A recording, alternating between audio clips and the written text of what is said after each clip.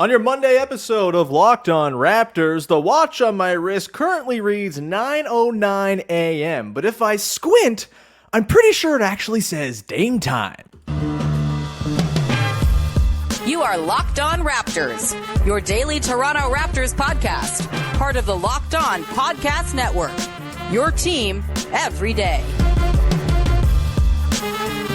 Hey, what's going on? And welcome to another episode of Locked On Raptors, part of the Locked On Podcast Network, your team every day. It is Monday, September the 25th, and I'm your host, Sean Woodley. I've been covering the Toronto Raptors now going on 10 seasons on various platforms. You can find all my work over on Twitter at WoodleySean, X, whatever the hell we're calling it now these days. The show you can follow on Twitter and on Instagram at Locked On Raptors. And of course, the Locked On Raptors Discord is the place to be right now. It's popping off with Dame Lillard discourse. You want to be in there, and there's plenty of disagreement, plenty of friendly agreement, and looking at things a little differently in there, but it's a lovely, friendly place to be. So come hang out. Link is in the description, but love to see you in there and become part of our little Locked On Raptors family over there on Discord. You can also find the show for free in your favorite podcast apps. Subscribe, follow, rate, review, etc., etc. It's much appreciated when you support the show that way. Without further ado, let's get to it. Here on your Monday episode of the show, we're digging into Dame Lillard discourse, baby. Lots of reporting over the weekend that the Raptors are very much caught up in this thing, which feels like it's going to come to some sort of conclusion over the next week, as October the 2nd, 1 week from today, marks the beginning of training camp for both the Raptors and for the Portlan Trail Blazers, notably, who I would imagine want to get this thing sorted out before their season starts, and all the distraction that would come with Dame still being on the team.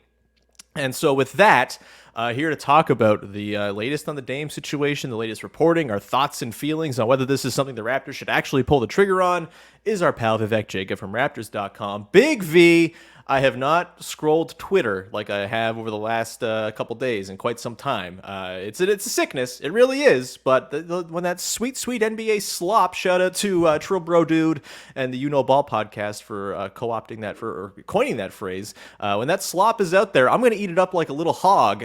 Big V, how are you? How did you enjoy Dame weekend? Honestly, I enjoyed it by doing a whole lot of stuff that allowed me to avoid Twitter completely. Sounds healthy. Sounds like you had a better weekend than me. Yeah, I mean, I'm still very much, in hey, I'll believe it when I see it mode. Mm-hmm. And yeah, all the stuff is going to be out there, and we've seen it before. Probably most prominently post Kawhi with KD. Sure. So yeah, I'll believe it when I see it. Everything to me still points to Miami, and players in this situation usually getting what they want. And so obviously you have your exceptions like Kawhi, but but yeah, let's see. Yeah, I mean, I think it feels a little more real than like any KD thing ever felt. I don't actually think there was ever even an offer put on the table for KD last summer based on the reporting that came out. This year, who knows? With Dame, it's a different situation, but it does feel different in a few ways. One, you mentioned that normally guys get what they want when they ask out. This is not a normal trade request situation, as it's a 33-year-old dude with limited teams that can actually absorb him into their team and have it make sense, with a prescribed preferred destination in Miami and a not so great return on offer from Miami to get it done. You couple that with the reports that have started to come out over the last few days. Sam Amick mentioned this. Marc Stein's mentioned this. Jake Fischer's mentioned this. Some of the heavy hitters are now mentioning Toronto by name. And a lot of it is, Dame Lillard won't want to go to Toronto, which to me, reading through the lines of NBA subterfuge, suggests it's actually kind of getting real, and the Raptors are very much in the conversation in Dame's camp, as they have been doing all summer, is playing the leverage game and saying, you know what, don't do it because we're not going to show up. I'm going to happily call that bluff, though, for a dude who's going to be earning $50 million this season and doesn't seem to have a ton of actual power over how this situation is going to play out. You couple that with the fact that the Raptors are at this very bizarre crossroads as a franchise. We've talked about it for months now. Just the desperate need to pick a direction. This feels like the type of deal that would do just that if they can pull something off. Whatever the outgoing return is, it declares, we're trying to contend right now. We're trying to bring in a dude who can pair with Pascal Siakam, for example, and really make a go of this. And it feels kind of right from that perspective. There are reasons why you don't do this if you're the Raptors. We'll get into all that on today's show. But I guess let's just begin here, Big V, with, like, should the Raptors be aggressively pursuing this? Like, if all the reports are to suggest that Toronto's actually in on this, Marc Stein reported yesterday that after some skepticism around the league, it seems as though teams are actually buying that the Raptors are very much in this conversation. Is this something that they should be doing? Or, as our pal Eric Kareen wrote over at The Athletic in a really good piece, is it maybe not the right guy at not the right time for the Raptors to go and make a big move like this for Dame? I mean, this is going to sound like a cop-out answer, but they should absolutely be doing it at the right price. Right. And, in terms of what that right price is, we'll get into that a bit later. But, that the one thing you have to acknowledge is if you're making a move for Dame, you are going into win now mode. Yep. And so that should line up the chips accordingly. And so, big picture discussion, should the Raptors be curious, or should the Raptors trying to get in? Should they be trying to get in there for Dame? Absolutely. I think when you have one of the best players in the NBA on the market, if you can get into that conversation, you absolutely try. That you're generally not a big player in free agency. So as Masai has said at press conferences, like, hey, trades are kind of the new free agency. And so for all these teams that aren't big players in said free agency, when someone is kind of disgruntled and looking for a new home, you find your way to get in there.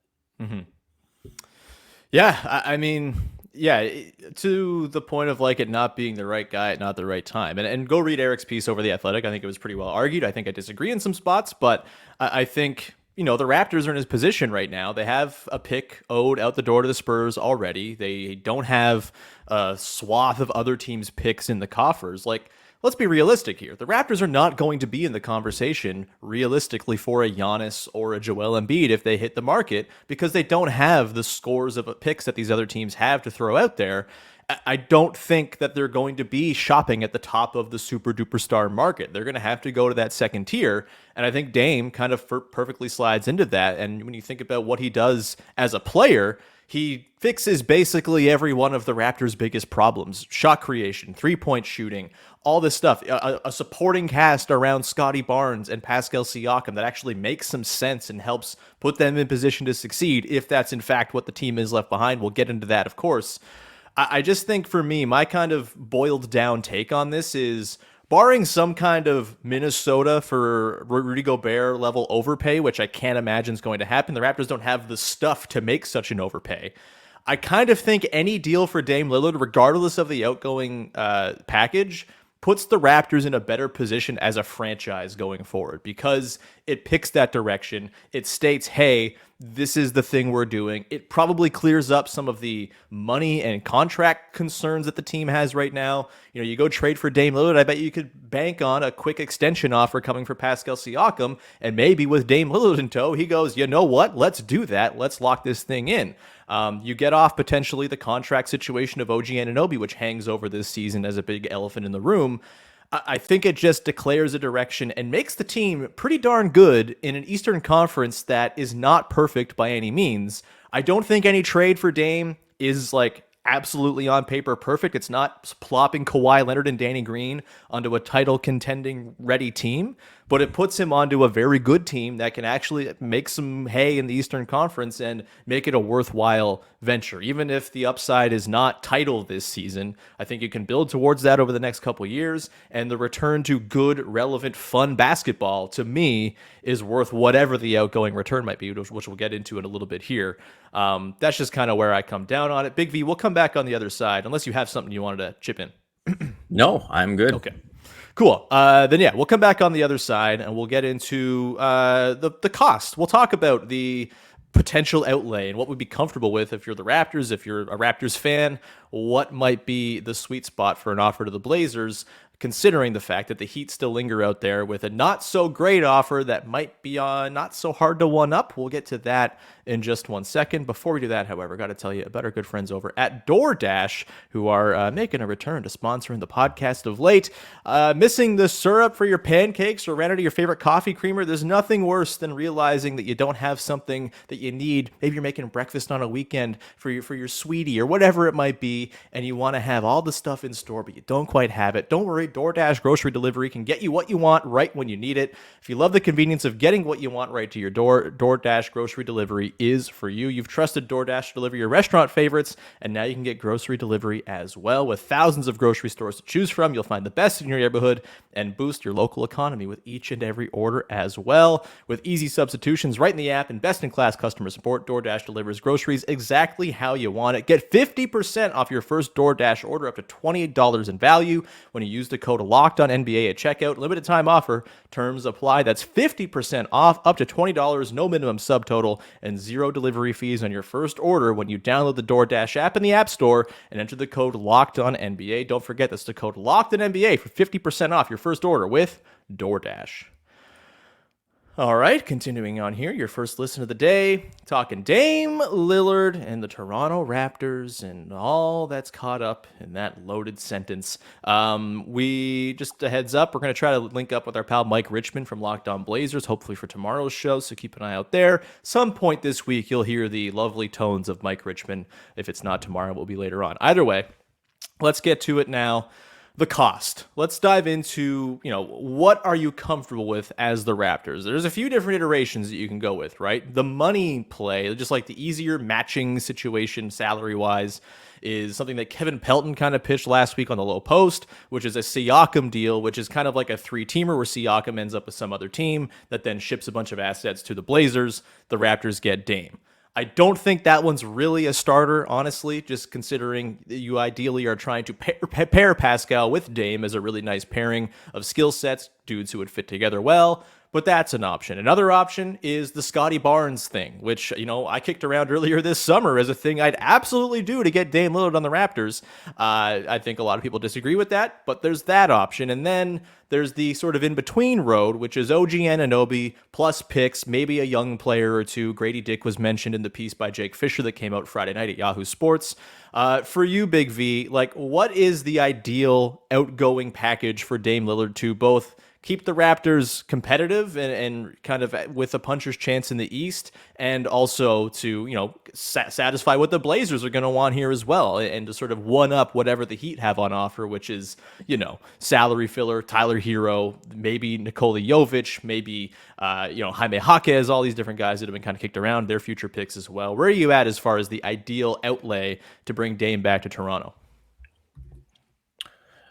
For me, it's a Scotty-centric package, and obviously you'd have to throw Gary Trent Jr. in there, and then you'd have to probably work someone like Chris Boucher in there to get the salaries in line, and whatever the picks end up being. I think when you look at the other two iterations of the deal, I don't know if the Raptors are good enough to be in that win now mode. And so I think, if you're able to get a legit number one option in Dame, a legit number two option in Pascal together, and then you keep OG in there, you keep Yak in there, I think that is a very good team. And I think you're in business, especially, with kind of the uncertainty that's looming in the East, with the way Giannis has been speaking, with the way Embiid has been speaking. And so I think that puts you in a good position. I think I've seen some stuff about, the Raptors, kind of considered Scotty a non-starter in any type of KD conversation. So why would they do that for Dame? I think, anyone who was kind of against moving Scotty for in a potential deal for KD should see that, that was probably a mistake. Yeah, you can learn from a year of new information. Yeah. And so I think, is Scotty going to, have potentially, 3 to 4 years as good as what Dame can be? Um, that I think is going to be a heck of an accomplishment. Mhm. So I think Dame is absolutely in that conversation of players who you should consider, trading Scotty for. And so, yeah. And the other thing with Dame too is like shooters are the ones who last the longest in the league. Like Yeah, even, obviously I would put Steph above Dame, but in sure. terms of just thinking about longevity, like you expect Steph to keep going for a while because of that insane shooting ability. And Mhm. what Dame is able to do, that is something that I don't expect to go away anytime soon. And so, um, yeah, if you were able to get that quartet of Dame, Pascal, OG, Yak together, and there's some iteration of a deal that makes sense there, then yeah, that's the one that's most amenable to me. That's a 50-win core, right? Like, I think at minimum, like that's a really well-fitting, interesting, good core. The problem with the Scotty package, and I should say, I am perfectly fine if that ends up being the cost here. Like, I know Jake Fischer reported Friday that Scotty's a non-starter in these conversations as well. So I can't imagine the Raptors view it this way, frankly. But if Scotty's going out and you're bringing in Dame and setting up that core, I think that's a worthwhile move. That does leave you with some questions because the problem with the Scotty thing is just the money, right? And you'd have to attach a lot of dudes to him just to make the money work. Gary Trent Jr. is going out. You're probably sending out a couple of other useful players, Chris Boucher notably, in that deal, and you're kind of left with a pretty threadbare back end of the roster. You're asking a lot of, say, Grady Dick, to walk in as a rookie and potentially give you some real minutes off the bench. You're asking a lot from Christian Koloko. You're really banking on Precious Achiuwa figuring things out. Like, there's a lot that has to go into building the back part of that roster. It helps that at all times you'll be able to have one of Dame or Pascal on the floor. That certainly is a pretty decent sort of way to stagger your minutes and make sure you have kind of a floor at all times. But I do think the depth is a concern there. The positive, though, is that you probably protect your future pick outlay a little bit if Scotty's the guy going out. Maybe it's one pick that goes out or none. And, as opposed to the OG situation where it's like all the picks you have and swaps and everything like that. There's certainly an argument for it. And yeah, of course, is like basketball fit wise, Dame, OG, Pascal, Yak as your top four is the best fit that you could probably put together here.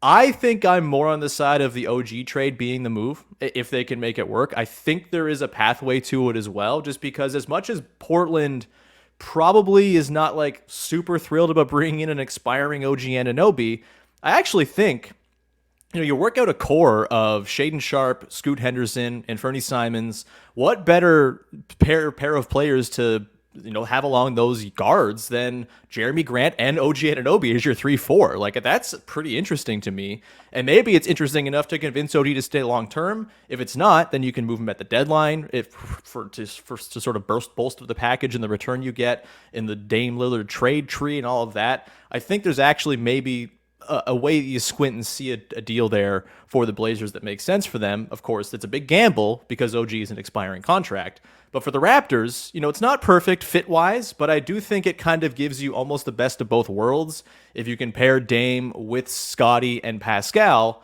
yes, the fit's not great out of the gate in year one, but I think the environment for Scotty is probably a little better to develop under. When you have Dame playing off ball, taking a lot of the ball handling duties, you get to see Scotty play in a role that he's more, suited for success in. And when he does have his dalliances with the ball in his hands, he's got Dame Lillard off the ball. I'm gonna have to work on saying Dame Lillard. It really does not come out of my mouth very smoothly. I have the slurred speech when I say his name. Either way, I think the sort of situation is a lot better. And I've talked for a while now about how I think one of the sort of ideal pathways for the Raptors right now is to find a way to turn OG into players who fit better around the talent play of Scotty and Pascal as the two most talented dudes on the team, and just see if over the next couple of years you can reshape the roster around them in a way that makes sense.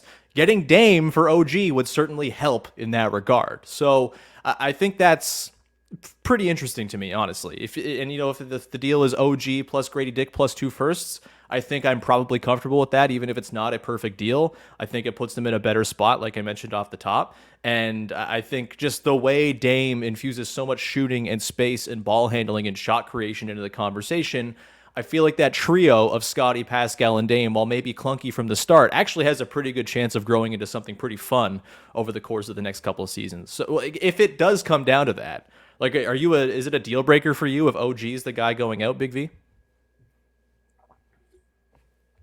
I got him! Woohoo! I think it is.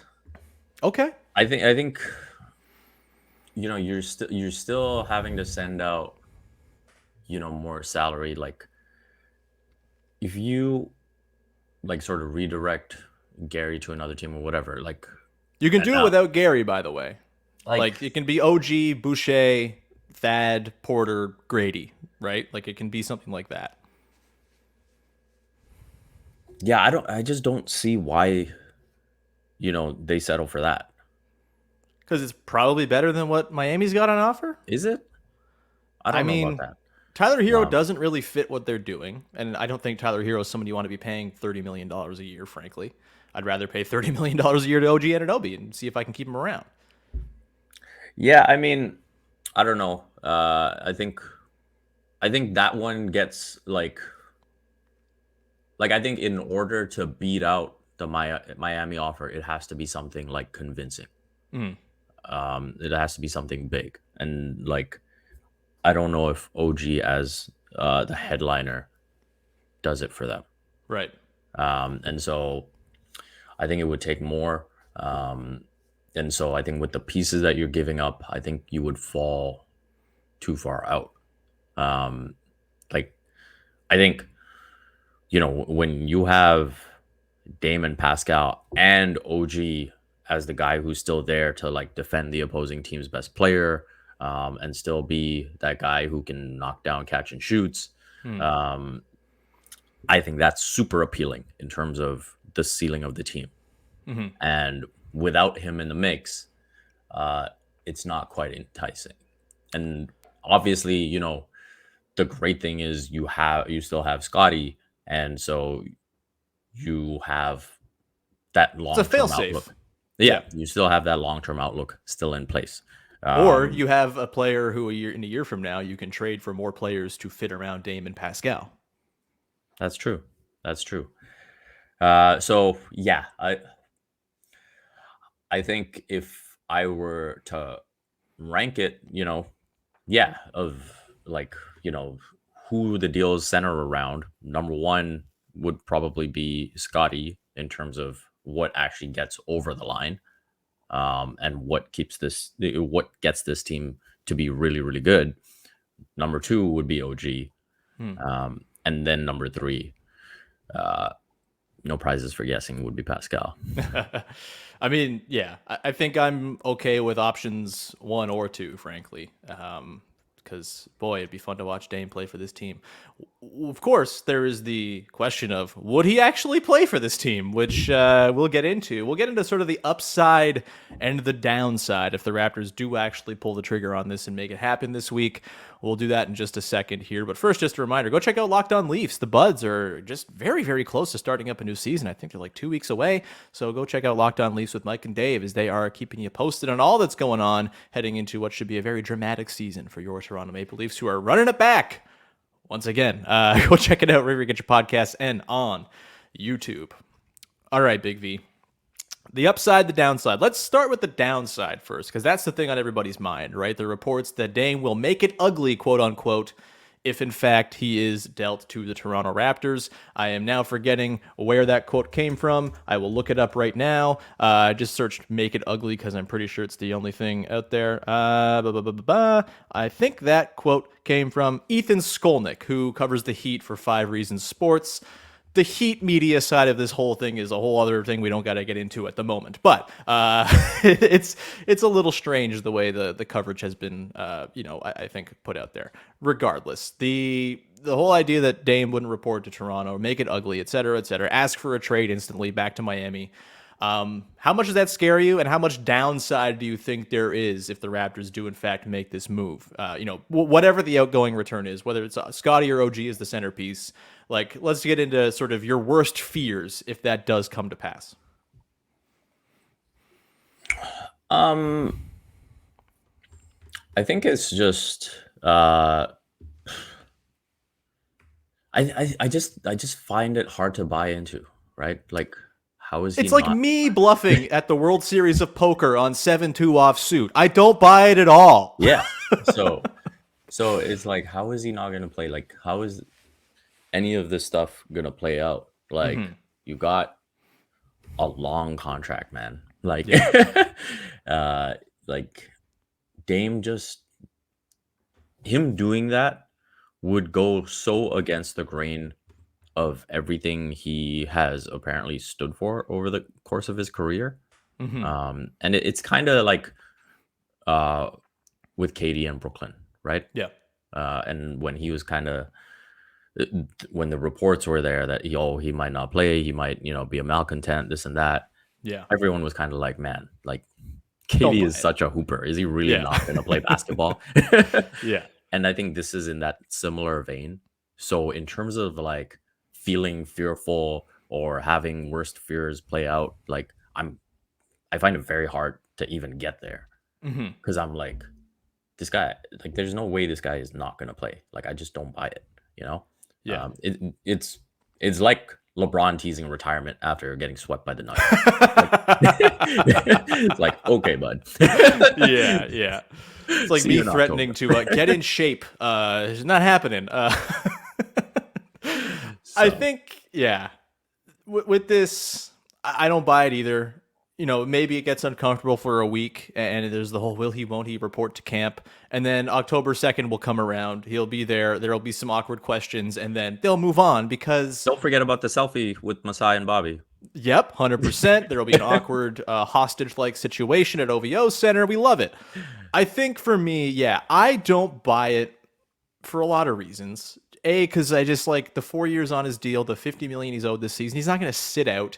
The Raptors aren't going to do this with the intention of, oh, well, if he doesn't show up, we'll just trade him to the Heat right away. Like, that's not what they're doing. They're going to be in it to try to convince him. Toronto has a pretty long track record of getting guys in town and then those guys falling in love with it. Dame will be a freaking legend in Toronto if he hits like 1-3 in a closing situation in the first week of the season. Like, this is how bad things were last season. Raptors fans, I don't even think really understand just how good Dame is. Last season, he had a 64.5 true shooting percentage, and the Blazers were like a really good offense when he was on the floor. There's a bad team. Things went poorly. The last couple of seasons have not gone well there. I don't think you can put it at Dame's feet pretty much at all. He's been incredible. Probably should have made All-NBA last season if not for the games played after getting sat down the stretch of the season. He rocks. And I think it would be pretty quick as far as like a turn of face with the city and him and the city. And I think it would all kind of just fall into place. I think in general, it's unwise to judge players over their actions surrounding trying to get to a new team, because this is the new modern NBA. Like it or not, this is the game. They're playing the leverage game. They have been all summer. Dame wants to go to Miami. There's not an easy pathway there. His camp is doing everything they can to make his preferred destination take place, but it just might not work that way. And like you said, Dame's entire career has been built on him being like one of the best leaders in professional sports. I don't imagine you're going to see him come to Toronto, sit out, be a sour-faced, like, sad boy on the sidelines waiting to get traded to Miami. It just does not pass the smell test to me. The downside is more like the long-term pick outlay, the long-term sort of potential for disaster if it doesn't quite work out, if Dame declines maybe more prematurely than we think and hope that he will. He is 33. He's been very durable outside of the 2021-22 season where he had an abdominal injury, I think, and then only played 29 games. Last year, he got sat for tanking purposes. Before that, he's been extremely durable throughout his career. So I'm not super worried about like the quick, oh God, this guy's just lost it overnight type of situation. I just, the long term, you could end up in a pretty dark spot if you have all these outgoing picks and you don't win anything, but you've had some fun in between, which I think is perfectly fine. The upside, Big V, a Dame Pascal duo. For me, that rocks. There's a lot of reasons to like that. Pascal has had a lot of success playing with point guards who have a pull-up threat to their game. You do the inverted pick and roll stuff. You think back to the Kyle Lowry 2019-20 season. Those two dudes were just incredible in tandem. They were walking buckets in clutch time. It rocked. It was so fun. I think you'd just kind of get like a souped up version of that if it were Dame and Pascal. This version of Pascal, who's added all this playmaking element to his game. Where are you at on the upside of a Dame, Pascal plus whatever based Raptors team in an Eastern Conference that, as we've said, has some real questions up at the top over the, I wouldn't say upside of these teams, but certainly the disaster potential for teams like Milwaukee, Boston, Philly, Cleveland even. It's there more than I think it has been in recent years. So where are you at as far as upside for a Dame Lillard-led Raptors? I think that is a phenomenal pairing. I think they complement each other so well, their skill sets, and so that would be fabulous to watch. I don't know how much we'd see inverted pick and rolls just because I don't think Dame's anywhere near the screen setter. No, he don't got that ass. Yeah, you're right. But I think they'd play off of each other exceedingly well. And I would like to think that Dame looks at a situation like that and thinks, yeah, this is like, if I were to play with, a big like Yak and a guy like Pascal and a 3-and-D guy like OG, who I've wanted on my team for years, that would be very appealing. I think specifically when it comes to Dame and Pascal, like that is a legit 1-2 combo. That would be among the very best in the league, and I would be so excited to watch that. Yeah, like I don't know if we can rattle off all the best duos in the league right now. We're running late in the show, but top 10 for sure, right? Like you probably put it ahead of easily like Kawhi and Paul George at this point, considering where those guys are at just injury wise. You probably put him ahead of like Donovan Mitchell and Darius Garland. You probably put him ahead of a lot of these pairings that, comprise the best teams in the league. I think it puts the Raptors in a position where maybe they're not like true blue inner tier title contenders in year one. It takes a couple years to build up the roster a little bit more around those guys, but it certainly gives them a puncher's chance at like a conference finals. And if you have a puncher's chance at a conference finals, it's worth it. Like I know everyone's title or bust in their brains these days, but it's not a realistic way to operate. And frankly, the way the NBA is structured right now with the parity, and that I don't think is going anywhere considering what the second apron is going to do to these teams and the difficulty that's going to come with team building and keeping really good teams together, you don't have to be the clear 1 or 2 best teams in the league to have a shot. And I think if you can make yourself one of the 8 best teams in the NBA with a single move, which I think this would probably do, I think you go ahead and do it. So, the upside's substantial. And watching it also, just to me, it's the dude Pascal deserves to get added to his team, right? Like Pascal has been awesome for this team for years. He has gone through a couple of bad seasons, downs, ups, all that stuff. He has been like a true like core pillar of Raptors history, frankly, through his 7 seasons.